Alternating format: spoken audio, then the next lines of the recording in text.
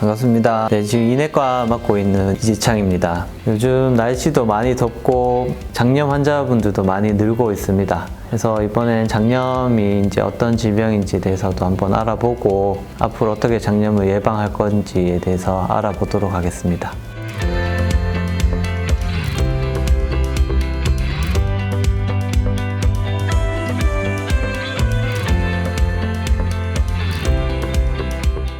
흔히들 알듯이 장에 이제 염증이 생기는 질환이고 크게는 세균성과 바이러스성으로 나눌 수 있겠습니다.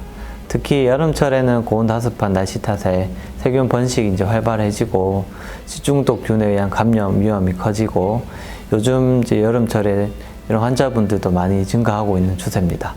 대표적인 원인균으로는 살모넬라균, 포도당구균, 비브리오균 등이 있는데 이 균들은 주로 오염된 물이나 어패류 및 해산물을 제대로 익히지 않고 먹었을 때 발생합니다. 특히 여름에 이제 균 번식이 쉬워서 덜 익힌 음식이나 이런 걸 조심하셔야 되고 이제 소량의 바이러스만으로도 쉽게 감염될 수 있기 때문에 사람 간 접촉으로도 전파되기 쉽습니다.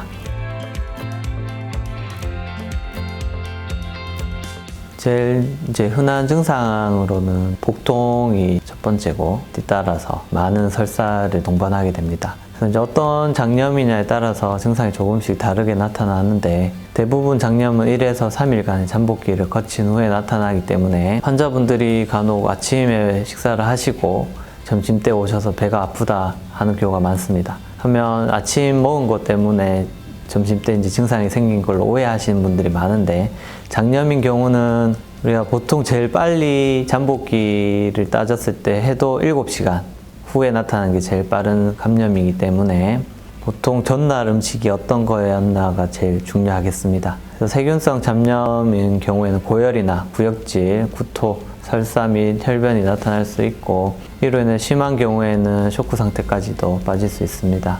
그리고 바이러스성 장염은 오한과 근육통, 38도 이상의 고열, 그리고 잦은 설사를 하게 되는데 두 가지를 이제 구분할 수 있는 증상은 따로는 없습니다. 특히 이제 바이러스성 장염은 성인보다는 아이들에게서 심하게 나타나고 어린 아이들의 경우 경련이나 호흡곤란 증상까지 보일 수 있기 때문에 바로 응급실 방문이 필요하겠습니다.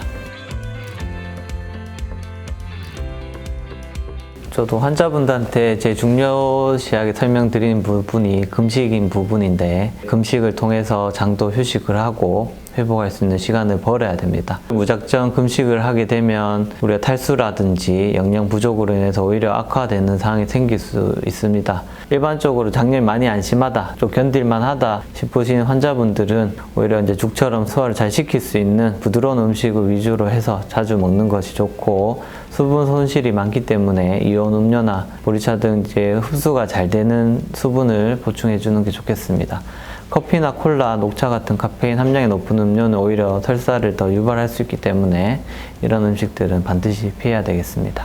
그래서 만약 38도 이상의 고열이 지속되거나 하루 10회 이상의 설사 또는 혈변이 있는 경우에는 반드시 병원에 오셔서 입원 치료를 해서 금식 치료와 같이 이제 수액 치료 그리고 항생제 치료를 같이 병행해야 되겠습니다. 일단 제일 중요한 건 어떤 병이든 우리가 손 씻는 것만으로도 대부분 전염병을 예방을 할 수 있습니다. 손으로 전염되는 경우가 제일 많기 때문에 손 씻기가 가장 중요하고 여름철에는 특히 이제 음식이 잘 상할 수 있기 때문에 조리할 때도 깨끗하게 조리를 하는 게 중요하겠고 그리고 익히지 않은 조개나 굴 같은 해산물류는 이제 상하기가 좋기 때문에 항상 피하는 게 좋겠습니다. 그리고 한번 조리된 음식은 다시 가열해서 먹지 않도록 하는 게 좋겠습니다. 그리고 마지막으로 조리도구 역시 주기적으로 소독하고 세척을 해서 장염 예방에 큰 도움이 되겠습니다.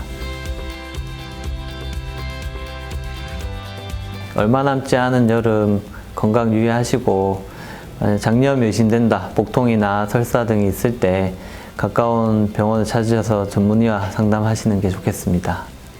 감사합니다.